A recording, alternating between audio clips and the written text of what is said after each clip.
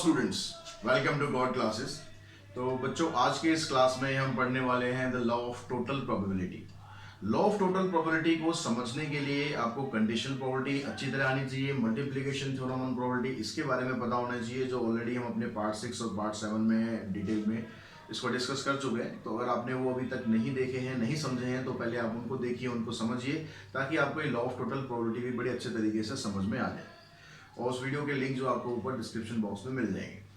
तो हम आगे बढ़ते हैं, लॉ ऑफ टोटल प्रोबेबिलिटी के बारे में पढ़ते हैं। इसका पहले एक थ्योरेटिकल अप्रोच हम पढ़ लेते हैं कि ये थ्योरेटिकल क्या कहता है, कैसे कहता है, ताकि आपको इसका बेसिक समझ में आ जाए। ये नहीं कि हम क्वेश्चन स्टार्ट कर रहे हैं, क्वेश्चन भी आपको समझ में आ जाएंगे, कोई दिक्कत नहीं आएगी, लेकिन फिर भी आपको एक बेसिक कंसेप्ट क्लियर होना चाहिए कि एक्चुअली में लॉ ऑफ टोटल प्रोबेबिलिटी क्या है, कहाँ पर आपको लगानी है, क्योंकि फिर इसी से रिलेटेड हमारी अगली एक्सरसाइज भी है, उसमें बेस थ्योरम है, वो भी इसी के ऊपर डिपेंड है।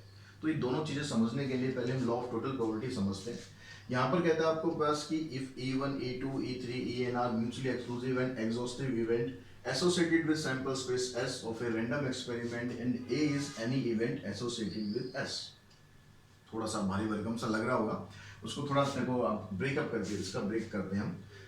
क्या करते हैं हम, कहता है कि E1, E2, E3, En थे म्यूचुअली एक्सक्लूसिव। म्यूचुअली एक्सक्लूसिव कौन से इवेंट थे, ध्यान होगा आपको, म्यूचुअली एक्सक्लूसिव जिसका इंटरसेक्शन फाई आता है, यानी जिसके अंदर कॉमन कुछ भी नहीं होता है। And exhaustive event, exhaustive event क्या होते हैं, जिसमें उसका जो अब यूनियन करते हैं तो पूरा का पूरा आपका सैंपल स्पेस क्रिएट हो जाता है। तो अगर ये कहता है कि हमारे पास भाई E1, E2, E1, E2, E3 up to En, ये क्या है हमारे पास, म्यूचुअली एक्सक्लूसिव है, म्यूचुअली एक्सक्लूसिव एंड एग्जॉस्टिव। ठीक है, ये इवेंट आपको दे रखे हैं। दैट मीन्स क्या हुआ, म्यूचुअली एक्सक्लूसिव से अगर हम बात करें तो इसका मतलब कि अगर आप इनका इंटरसेक्शन निकालें, अगर E1, E2 का इंटरसेक्शन निकालूं, या E1, E3 का, या E1, E5 का, या E1, En का, किसी का भी इंटरसेक्शन निकालें हम आपस में, ये क्या आएगा आपका फाई के बराबर आएगा। तो वो सारे हम ना लिखें, हम इसको ऐसे लिख सकते हैं, EI intersection EJ is equals to phi for I is not equals to J। देखिए, सेम एलिमेंट नहीं लेने, सेम इवेंट नहीं लेने, डिफरेंट होने चाहिए, I और J की वैल्यू अलग अलग होनी चाहिए। तो आप उस यहाँ दिखा सकते हैं कि भाई उनका जो इंटरसेक्शन होगा वो फाई आएगा, क्योंकि दोनों म्यूचुअली एक्सक्लूसिव है। अगर एग्जॉस्टिव की बात करें तो एग्जॉस्टिव में क्या होता है कि अगर आप इनका इंटरसेक्शन यूनियन करें, E1, E2, E3 up to En, इन सब का यूनियन करेंगे तो आपके पास क्या आएगा, सैंपल स्पेस पूरा का पूरा बन जाएगा। एक डायग्राम से भी हम समझ लेते हैं इसको। मान लो आपके पास एक ये सैंपल स्पेस है, अब इसके अंदर एक इवेंट हमने ले लिया, मान लो ये E1 हो गया, ठीक है, ये E2 हो गया, ये E3 हो गया, ये En हो गया, ये वाला जो बच रहा है। तो ये सारे इवेंट क्या है अभी, इनके अंदर कॉमन कुछ भी नहीं है। E1 ये वाला पार्ट है, E2 ये वाला हिस्सा हो गया, ये E3 हो गया, ऐसे बहुत सारे इवेंट हो सकते हैं। एक हमने ले लिया यहाँ पर En। अब उसके बाद क्या कहता है, and A is any event associated with S। अब एक ऐसा इवेंट है जो S से एसोसिएट करता है, मतलब इसी सैंपल स्पेस में से ही कुछ है, तो वो इवेंट हम ले लेते हैं। मान लो सपोज यहाँ पर ले लेते हैं कि ये A है, ठीक है, ऐसा लेना है कि वो सबको इंटरसेक्ट करता हुआ जाए, उसको समझने के लिए। अब आपको इसकी प्रोबेबिलिटी ही बतानी है कि जो PA होगा इसकी प्रोबेबिलिटी क्या होगी। ये जो इवेंट है हमारा ये A है। अब इस लॉज ऑफ टोटल प्रोबेबिलिटी के अकॉर्डिंग ये आपको दिया हुआ है, इसको हम प्रूव करके देखेंगे कि भाई ये कैसे हो रहा है। अब सबसे पहला बात क्या है, आपके पास ये आ गया, आपके पास यूनियन जो इसके बराबर हो गया, ये आपके पास ये दो चीजें होगी स्टेटमेंट से। अब अगर मैं इवेंट A को लिखूं तो इवेंट A को मैं ऐसे लिख सकता हूं कि ये A इंटरसेक्शन S के बराबर है, क्योंकि S का मतलब हो गया पूरा का पूरा सैंपल स्पेस हो गया, उसमें सारे A हो गए। अब उसमें से अगर मैं A के साथ कॉमन देखना चाहूँ तो क्या आएंगे, A वाले इवेंट आ जाएंगे। तो A को हम इस तरीके से लिख सकते हैं। अब यहाँ पर A equals to A intersection, जो सैंपल स्पेस है पूरा, उसकी जगह ये हमने पुट किया A intersection E1 union E2 union E3 up to union En। ठीक है, अब इसमें हम क्या करते हैं, यहाँ पर हम डिस्ट्रीब्यूटिव प्रॉपर्टी लगा लेते हैं। डिस्ट्रीब्यूटिव प्रॉपर्टी के अकॉर्डिंग क्या होगा, A intersection E1 union of A intersection E2 union of A intersection E3 up to union of A intersection E। ये सारा कर लिया। अब यहाँ पर ये जो आपके पास इवेंट आ रहे हैं A intersection E1, A intersection E2, ये सब क्या होंगे, ये भी डिसजॉइंट सेट्स होंगे। क्यों डिसजॉइंट सेट्स होंगे? क्योंकि आपको यहाँ पर दिया हुआ है इसने कि EI और EJ का इंटरसेक्शन अगर आप करोगे तो ये 5 आएगा। तो अगर मैं यहाँ पर करूँ कि ए इंटरसेक्शन E1, ठीक है, या ए इंटरसेक्शन AI लिख लेते हैं, और ए इंटरसेक्शन EJ, ये भी डिसजॉइंट सेट हो जाएंगे। डिसजॉइंट मतलब म्यूचुअली एक्सक्लूसिव हो जाएंगे। इसमें भी कुछ भी कॉमन नहीं आ रहा। कुछ भी कॉमन क्यों नहीं आ रहा? देखो ध्यान ध्यान से फिगर से समझते हैं। ए इंटरसेक्शन E1 करोगे तो ये वाला पोर्शन आएगा बस। ए इंटरसेक्शन E2 करेंगे तो ये वाला पोर्शन आएगा। तो इन दोनों में कॉमन तो कुछ भी नहीं आ रहा। ऐसे अगर कहीं से भी देखोगे तो जो इंटरसेक्शन वाला पार्ट है सबका अपना अलग अलग आ रहा है, किसी में कॉमन कुछ नहीं आएगा, यानी सबके सब क्या होंगे, डिसजॉइंट सेट होंगे। अगर सेट डिसजॉइंट होते हैं या म्यूचुअली एक्सक्लूसिव होते हैं तो हमने सेट में एक चीज और पढ़ी थी कि जब आप उनका यूनियन निकालते हैं तो ये PA प्लस PB के बराबर हो जाता है, क्योंकि जो इंटरसेक्शन वाला पार्ट होता है वो तो जीरो हो गया, उसकी प्रोबेबिलिटी तो जीरो आएगी। तो जब हम यहाँ पर निकालेंगे, अगर हम यहाँ पर इसकी प्रोबेबिलिटी हम निकालते हैं, इवेंट तो हमारा बन गया, अब हम कहेंगे भाई प्रोबेबिलिटी ऑफ ए, तो probability of A intersection E1, और ये हो जाएगा प्लस में probability of A intersection E2। ठीक है, क्यों हो जाएगा प्लस में? क्योंकि यहाँ पर ये जितने भी सेट आ रहे हैं ये सभी के सभी डिसजॉइंट सेट हैं। तो जब आप इनका यूनियन निकालोगे तो किसके बराबर हो जाएगा, PA प्लस PB। तो यहाँ पर ये प्लस में ये, प्लस में ये, इस तरह से आप सबको आप अलग अलग कर दो। अब ये जो PA इंटरसेक्शन आई है E1 है, इसकी हम वैल्यू निकालते हैं। इसकी वैल्यू कैसे निकालेंगे? इसके लिए हम कंडीशनल प्रोबेबिलिटी के फार्मूले पे जाते हैं। कंडीशनल प्रोबेबिलिटी के फार्मूले हमने क्या पढ़ा था? अगर आप PE1 निकालेंगे तो ये क्या हो जाएगा, PA intersection E1 divided by PE1, ये फार्मूला था। P यहां से निकालेंगे A बाय E1, तो ये फार्मूला था हमारे पास। तो हमें इसकी वैल्यू चाहिए A intersection E1। A intersection E1 की वैल्यू क्या आएगी, इसको आप यहाँ पर क्रॉस मल्टीप्लाई कर दो तो ये क्या बन जाएगा, PE1 into me P by A by E1, plus ऐसे अगर आप E2 की निकालेंगे तो यहाँ पर PE2 PA by E2 and so on. ऐसे लास्ट में अगर जाएंगे आप PEN into me PA by EN लिख सकते हैं। और यही आपका प्रूफ था जो हमें करना था यहाँ पर। तो यहाँ से आप ये अब इतना समझ गए होंगे, लॉ ऑफ टोटल प्रोबेबिलिटी में अगर इवेंट ए की प्रोबेबिलिटी आपको निकालनी है तो जो उसमें इवेंट दिए होंगे उनकी प्रोबेबिलिटी का रोल भी उसके ऊपर इफेक्ट डालेगा। तो अब इस थ्योरम की हेल्प से इस चीज़ को हम समझते हैं, उसको प्रैक्टिकली यूज करते हैं क्वेश्चंस में, ताकि वो आप उससे जब थोड़ा सा रिलेट कर सके और कंफर्टेबल हो सके। थ्योरेटिकल अप्रोच हो सकता है कि आपको उतनी ज़्यादा भी क्लियर ना हुई हो, लेकिन जैसे जैसे क्वेश्चंस करोगे तो आप इसको भी समझ जाओगे, क्वेश्चन तो साथ साथ समझने हैं। तो बच्चों फर्स्ट क्वेश्चन में क्या कहता है, फर्स्ट क्वेश्चन में कहता है purse contain 4 silver coin and 5 copper coin. A second purse contain 3 silver and 7 copper coin. If a coin is taken out at random from one of the purse, what is the probability that it is a copper coin? ये आपको find करना है। देखिए इस तरह के question में conditional probability और मल्टीप्लिकेशन थ्योरम ऑफ प्रोबेबिलिटी से ये कैसे अलग है। यहाँ पर इस तरह के क्वेश्चंस में आपको ट्री डायग्राम मिलेगा, ठीक है, इसमें भी वो जो बेस थ्योरम करेंगे उसमें भी ट्री डायग्राम आपको मिलेंगे। अब यहाँ पर क्या कहता है कि आपके पास दो पर्स है, दो पर्स है, तो हम ले लेते हैं भाई purse 1 and purse 2, purse 1 purse 2, ठीक है।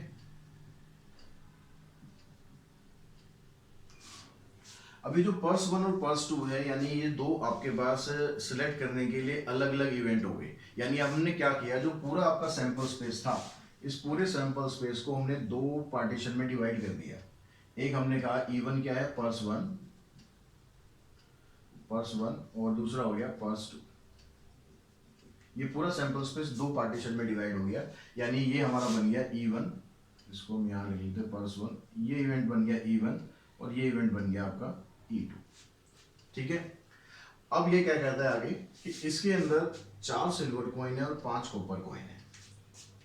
इसमें E1 के अंदर 4 सिल्वर कॉइन है और 5 कॉपर कॉइन है, और E2 के अंदर क्या कहता है, 3 सिल्वर कॉइन है, 3 सिल्वर और 7 कॉपर कॉइन है। तो अब हम यहां से क्या कहते हैं कि प्रोबेबिलिटी किसकी फाइंड करनी है कि कॉपर कॉइन होगा। तो जो आपका इवेंट ए है जो आपको फाइंड करना है वो क्या है कि जो कॉइन है will be A copper coin.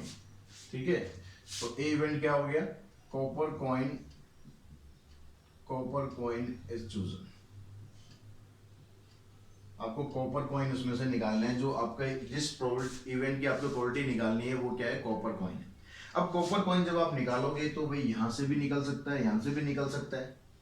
तो ये जो यहां से आप कॉपर कॉइन निकालोगे तो इस केस में क्या हो गया, probability of A by even, ये क्या मिल गया आपको, probability of A by even, ये कितनी होगी, मतलब probability of choosing a copper coin from bag one. तो बैग वन में यानी कितने कॉपर कॉइन थे आपके पास, बैग वन में 5 कॉपर कॉइन थे और टोटल कॉइन कितने थे वहां पर 9 कॉपर कॉइन थे। तो इसकी प्रोबेबिलिटी आ गई आपके पास 5/9। अगर हम सेकंड वाले बैग से कॉपर कॉइन निकालते हैं यानी A by A two, probability of choosing a copper coin from bag two, ये कितने यहाँ पर कॉपर कॉइन 7 है, टोटल कितने हो गए आपके पास 10। तो ए बाई E1 की वैल्यू आ गई आपके पास, ए बाई E2 की वैल्यू आ गई, रह गया क्या, probability of E1 and probability of E2। अब प्रोबेबिलिटी ऑफ E1 आपकी क्या बनेगी 1/2 और प्रोबेबिलिटी ऑफ E2 क्या बनेगी 1/2। ये आपको नहीं दी हुई क्वेश्चन में, ठीक है, कॉमन सेंस यूज करो, क्योंकि पूरे सैंपल स्पेस को आपने क्या करा है, 2 पार्टीशन में डिवाइड कर दिया और इक्वली लाइकली आउटकम होते हैं। तो इसका मतलब इसकी जो प्रोबेबिलिटी है ये 1/2 होगी, इसकी प्रोबेबिलिटी 1/2 होगी। और दूसरी चीज ये होती है कि यहाँ पर जितने भी ये पार्टीशन बनते हैं उन सबका यूनियन किसके बराबर होता है, सैंपल स्पेस के, और सैंपल स्पेस की प्रोबेबिलिटी क्या होती है 1 के बराबर। तो कभी भी कोई भी क्वेश्चन आप करोगे उस सभी में probability of E1 plus probability of E2, अगर 2 इवेंट दिए तो इसकी प्रोबेबिलिटी का सम आपके पास हमेशा 1 के बराबर ही होना चाहिए, 1 से कम नहीं होगा, 1 से ज्यादा नहीं होगा। चाहे 10 इवेंट बन रहे होंगे उन सबका सम करेंगे तो 1 आएगा, क्योंकि सारा क्या होता है प्रोबेबिलिटी ऑफ सैंपल स्पेस। तो यहाँ से अब इसी चीज को आपने क्या, दो आपके पास पर्स थे तो उसको चूज करने की प्रोबेबिलिटी होगी 1/2 1/2। अब हमें निकालना क्या है, हमें निकालना है प्रोबेबिलिटी ऑफ ए। तो अभी जो आपने थ्योरम पढ़ी है उसके अकॉर्डिंग ये क्या बन जाएगा, PE1 इंटू में P A by E1 plus probability of E2 into में P A बाई E2। तो क्या आंसर आया आपके पास, E1 की वैल्यू आ गई 1/2, A बाई E1 हो गया 5/9 प्लस यहाँ पर आ गया 1/2 और 7/10। तो यहाँ से इसको आप सिंप्लीफाई करोगे, 5/18 प्लस 7/20। अब इन दोनों का आप एलसीएम निकालो, एलसीएम निकाल के इसको सिंप्लीफाई करो। तो एलसीएम कितना आ जाएगा इसका 20 और 18 का, तो 18 5 90 180 इसका एलसीएम आ जाएगा। इससे इसको डिवाइड करेंगे आप 10, मतलब एलसीएम वाले क्वेश्चन तो आप जैसे सॉल्व करते हैं आराम से, ये 10 आ गया, 10 5 50, ये 9 7 63, आंसर आ गया आपके पास 113/180। कैंसिल होता हो तो कर देंगे, अदरवाइज यही आपका आंसर आ जाएगा। आई थिंक समझ में आ गया होगा पहला क्वेश्चन। इसी तरीके से बस आपको क्या समझना है, अच्छी तरह से आपको समझ लेना क्या है, आपको ट्री डायग्राम बनाना आ जाए, इसमें समझ में आ जाए कि ए क्या है आपका और E1 E2 क्या है, बस इस क्वेश्चन में और कुछ भी नहीं है। तो नेक्स्ट क्वेश्चन में क्या कहता है बच्चों, आपको a person has undertaken a construction job, एक आदमी ने कंस्ट्रक्शन जॉब ली, कहता है the probability are 0.65 that there will be strike. तो वहां पर स्ट्राइक हो सकती है, इस चीज की प्रोबेबिलिटी दे रखी है आपको 0.65, ठीक है। 0.80 that the construction job will be completed on time if there is no strike। अगर वहां पर कोई स्ट्राइक नहीं होती, कोई जरूरी तो नहीं है कि ना स्ट्राइक होगी होगी, वो तो एक प्रोबेबिलिटी है। अगर स्ट्राइक नहीं होती है तो उसका काम टाइम से कंप्लीट हो जाएगा, इसकी प्रोबेबिलिटी है 0.80। अगर स्ट्राइक हो जाती है, अब स्ट्राइक होगी तो काम में तो कुछ ना कुछ देरी होगी, तो उस केस में प्रोबेबिलिटी घटकर रह जाती है 0.32। तो आपको फाइंड क्या करना है, determine the probability that the construction job will be completed on time. तो आपकी जो कंस्ट्रक्शन जॉब है वहां पर वो टाइम से कंप्लीट हो जाएगी, ये आपको फाइंड करना है। यानी जो ए इवेंट है आपका वो क्या बनेगा, construction job complete on time, ये आपको फाइंड करना है। अब यहां पर आपके पास दो केस क्या बनेंगे, दो चीजें, E1 और E2 इवेंट है वो क्या बनेंगे। उसने कह रहा है कि जो कंस्ट्रक्शन जॉब है वहां पर स्ट्राइक हो सकती है, इसकी प्रोबेबिलिटी है 0.65, यानी स्ट्राइक होगी तो इसकी जो प्रोबेबिलिटी है आपको, यानी ये इवेंट बन गया आपका E1, तो इसकी प्रोबेबिलिटी आपको कितनी दी हुई है उसने कि स्ट्राइक हो सकती है, तो इसकी प्रोबेबिलिटी दे रखी है 0.65। दूसरा केस ये भी तो हो सकता है कि स्ट्राइक ना ही हो, जरूरी थोड़ा ना कि स्ट्राइक होगी। तो अगर स्ट्राइक नहीं होगी तो वो बन गया आपके पास E2 नो स्ट्राइक। अगर स्ट्राइक नहीं होगी तो इसकी प्रोबेबिलिटी तो दी नहीं है आपको, तो फिर क्या करना है आपको, अभी पिछले क्वेश्चन में जैसे हमने डिस्कस किया था probability of E1 plus probability of E2 हमेशा 1 के बराबर होता है। तो अगर आपको E1 दिया हुआ है तो आप E2 से निकाल सकते हो, 1 में से 0.65 माइनस कर दो, इसको आप माइनस करोगे तो कितना आ जाएगा, 5 आ गया, 9 माइनस 6 3 यानी 0.35। तो हमेशा E1 E2 E3 जितने भी इवेंट होंगे सबका सम क्या होता है, 1 दिया होता है।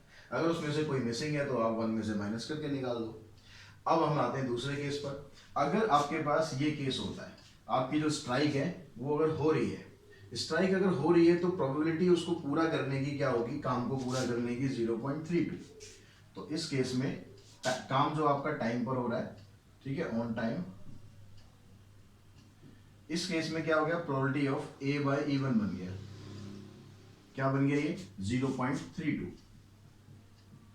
हमने E1 और E2 इवेंट क्या लिया था उसके हिसाब से हम चल रहे हैं। E1 क्या था हमारे पास 0.65 स्ट्राइक हो सकती है, ठीक है।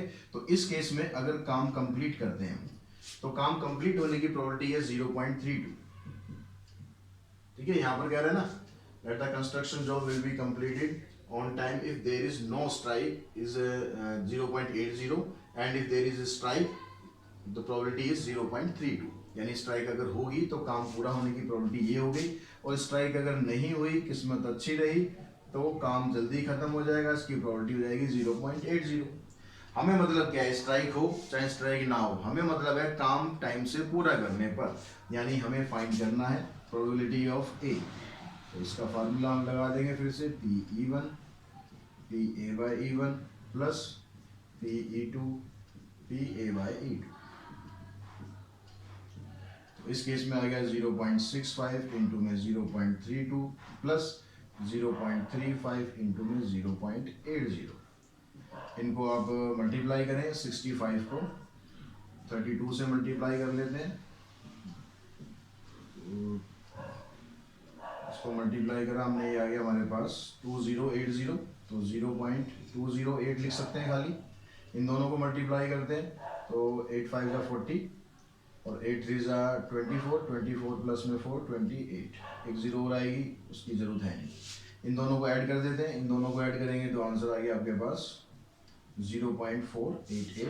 ये आपका आंसर आएगा कि आपका जो काम है वो टाइम से पूरा हो जाएगा, ठीक है, ऑन टाइम। क्या बनेगा, प्रोबेबिलिटी ऑफ A/E2। क्लियर होगी बात यहाँ तक। तो बच्चों नेक्स्ट क्वेश्चन में क्या कहता है कि देयर आर 2 बैग्स, हमारे पास 2 बैग हैं। अब कहता है 1 bag contain 6 green and 3 red ball. एक बैग में आपके पास क्या है, 6 ग्रीन है। बैग 1 की अगर हम बात करें, इसमें 6 तो ग्रीन बॉल है और कितनी है, 3 रेड बॉल है।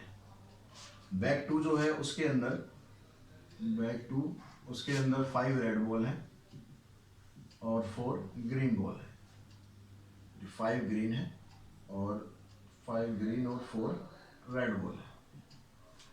अब कहता है कि 1 ball is transferred from the first bag to the second bag. अब यहाँ पर जो इवेंट अगर हो रहा है वो इवेंट अगर ये नहीं हो रहा कि बैग 1 और बैग 2, यहाँ पर इवेंट ये हो रहा है कि हम एक बैग से दूसरे बैग में एक बॉल ट्रांसफर कर रहे हैं। एक बैग से हम क्या कर रहे हैं, इवेंट E1 क्या है हमारे पास, बॉल ट्रांसफर हो रही है, इवेंट E2 बॉल ट्रांसफर हो रही है। ये हम बैग 1 से बैग 2 में एक बॉल ट्रांसफर कर रहे हैं। अब यहाँ से बॉल हम कौन सी ट्रांसफर कर सकते हैं बैग 1 से बैग 2 में, या तो हम ग्रीन ट्रांसफर कर सकते हैं या रेड ट्रांसफर कर सकते हैं। अगर हम कहते हैं कि भाई ग्रीन ट्रांसफर कर रहे हैं, यहाँ पर ये E1 हो गया, और रेड ट्रांसफर कर रहा है ये E2 हो गया। क्लियर होगी बात यहाँ से। तो PE1 आपके पास क्या बन गया, PE1। अगर हम ग्रीन बॉल यहाँ से ट्रांसफर करते हैं तो ग्रीन बॉल की प्रोबेबिलिटी कितनी है, 6, टोटल क्या हो गया आपके पास 9। अगर हम रेड बॉल ट्रांसफर करते हैं यहाँ से तो हमारे पास रेड बॉल कितनी है, 3, टोटल हो गया 9। इन दोनों का सम करोगे 1 आ जाएगा, ठीक है। अब बॉल तो आपने ट्रांसफर कर दी भाई, एक बैग से दूसरे बैग में आपने बॉल ट्रांसफर कर दी। अब दूसरे बैग में क्या हो रहा है, ऑलरेडी यहाँ पर कुछ बॉल है, लेकिन ट्रांसफर करने के बाद क्या बनेगा, ट्रांसफर करने के बाद अब आपके पास जो बैग 2 है उसके अंदर यहाँ से हमने क्या करा है, पहले केस में क्या करा है, ग्रीन बॉल हमने ट्रांसफर करी है इधर, तो ऑलरेडी 5 ग्रीन बॉल थी, तो अब आपके पास कितनी होगी, 6 तो ग्रीन बॉल होगी, ठीक है, यहाँ ग्रीन लिख देते हैं, और यहाँ रेड, और रेड कितनी रहेगी, रेड तो उतनी रहेगी 4 की 4। क्लियर हुई बात यहाँ से। अगर हम दूसरा केस लेते हैं तो हम रेड बॉल ट्रांसफर कर रहे हैं, तो अब आपके पास दूसरे बैग के अंदर जो ग्रीन बॉल है वो कितनी है, जितनी पहले थी 5 बॉल हो जाएंगी, और जो रेड बॉल है वो कितनी हो जाएगी, एक बढ़ जाएगी, यानी 4 + 1 ये हो जाएगी 5। यहां तक बात आ गई समझ में, E1 E2 समझ में आ गया। अब हम क्या करते हैं, हमें ए क्या करना है, ए जो हमें निकालना है वो क्या है, find the probability that it is a red ball. जो ए इवेंट है हमारा क्या है, getting a red ball, getting a red ball. तो अगर आप पहली कंडीशन अप्लाई करते हो यहां पर कि आपने जो बॉल ट्रांसफर करी है वो ग्रीन बॉल ट्रांसफर करी है उधर, अब ग्रीन बॉल ट्रांसफर करने के बाद यहां से आपने रेड बॉल निकाली है ट्रांसफर होने के बाद, अब ट्रांसफर होने के बाद रेड बॉल कितनी है आपके पास 4, टोटल बॉल कितनी होगी यहाँ पर 10, तो रेड बॉल की प्रोबेबिलिटी कितनी आ जाएगी 4/10। अगर हम दूसरा केस लेते हैं, यानी हमने जो बॉल ट्रांसफर करी है वो रेड ट्रांसफर करी है, तो रेड बॉल ट्रांसफर करने के बाद यहां से आपके पास क्या बन गया, 5 रेड बॉल हो गई, टोटल तो 10 ही हो जाएगी, तो यहां पर आपके पास आ गया 5/10। अब आपको फाइंड करना है probability of A getting red ball, तो उसके साथ में फिर वही आप फार्मूला लगा दो। तो बस आपको समझना जरूरी है E1 E2 क्या लेना है और A/E2 कैसे निकलेगा, ये चीज आपको अगर क्लियरली आगे समझ में तो क्वेश्चन में कुछ नहीं बचता है। बस अब इसको आपको कैलकुलेट करना है, तो ये आ गया 24/90 और यहाँ आ गया 15/90, दोनों का डिनोमिनेटर सेम है तो सीधा ऐड कर दो, 5 + 4 9, 2 और 1 3, 39/90, 3 से कैंसिल हो सकता है, कर दो, तो 3 से कैंसिल होगा 13 और ये आ जाएगा 30, तो आंसर आ जाएगा आपका 13/30। तो क्वेश्चन नंबर 4 में आपको दिया हुआ है अनकंटेन्ड 5 रेड एंड 5 ब्लैक बॉल। एक अर्न है, उसके अंदर क्या है आपके पास 5 तो रेड बॉल है और 5 ही ब्लैक बॉल है। A ball is drawn at random, its color is noted and returned to 1। आपने बैग में से बॉल निकालनी है, उसका कलर नोट करना है और उसको वापस डाल देना है। Moreover, 2 additional ball of the same color are put in the box। अब जिस कलर की आपने बॉल पहले निकाली थी उसी कलर की 2 बॉल आपने और एक्स्ट्रा उसके अंदर डाल देनी है, इसलिए कलर बड़े ध्यान से देखना कि कौन सी बॉल निकाली है। And then a ball is drawn at random, उसके बाद क्या करना है, फिर एक बॉल निकालनी है।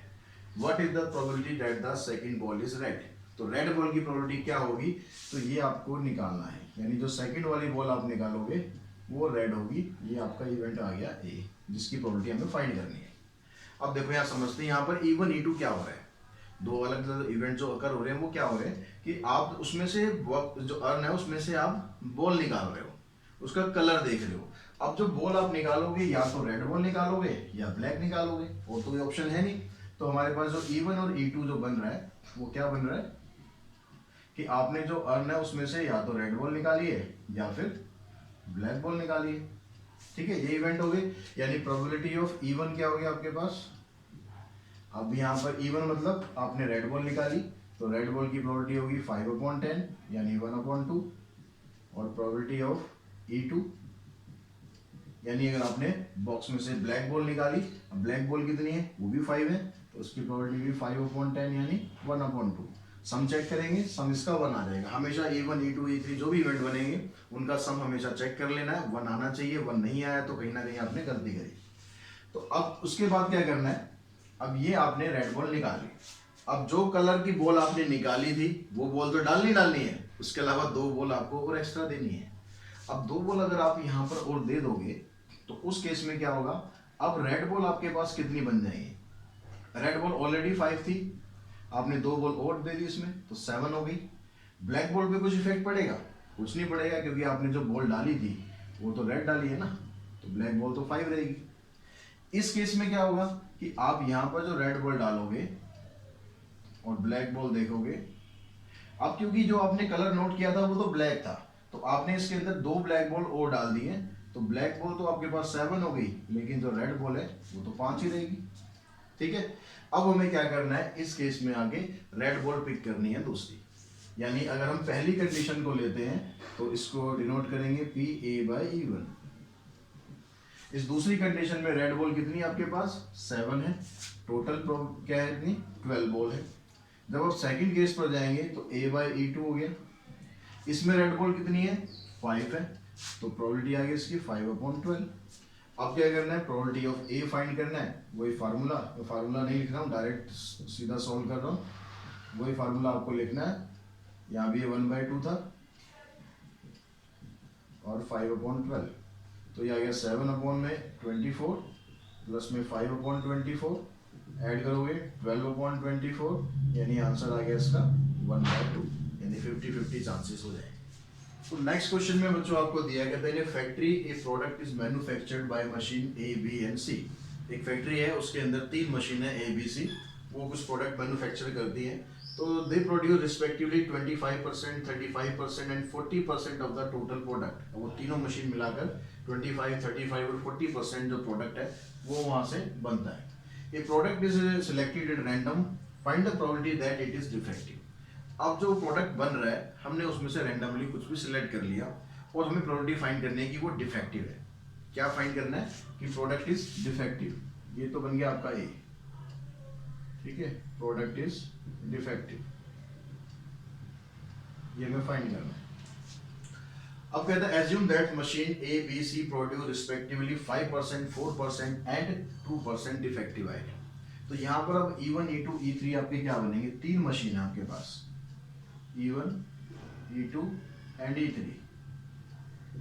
तो जो मशीन ए है, ठीक है, E1 का मतलब मशीन ए सिलेक्ट की गई, मशीन बी और मशीन सी।